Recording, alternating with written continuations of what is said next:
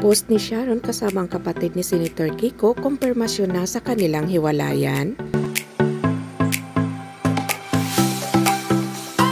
Kahit marami pa rin ang umaasa mga ka-showbiz tukis na maayos pa ni Sharon at Senator Kiko ang kanilang pagsasama, nalulungkot ngayon ang kanilang mga taga-suporta dahil sa naging post ng megastar.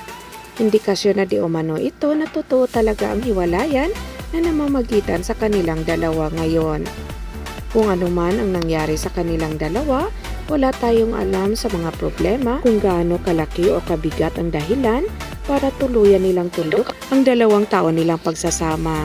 Masasakit man ang mga salitang natanggap ni Sharon mula sa mga fans ni Senator Kiko at ang mga issues na skandal nito with Richard at kung ano-ano pang masasakit na mga issues na ibinabato nila sa megastar, ay sana malagpasan ito lahat ni Miss Sharon Cunita. Wala naman talagang may alam sa totoong nangyari sa kanilang pamilya. At kung ano man ang nagiging dahilan, kaya give up na ang megastar, siguradong malaki ito, kaya hindi na niya kinaya. Sa mga susunod na araw, hinintay na lang ng mga netizens ang pag-amin pareho ni Senator Kiko at Sharon Cunita. Mas maganda na rin na lumabas na ang katotohanan at nang pareho ng matahimik ang kanilang kampo.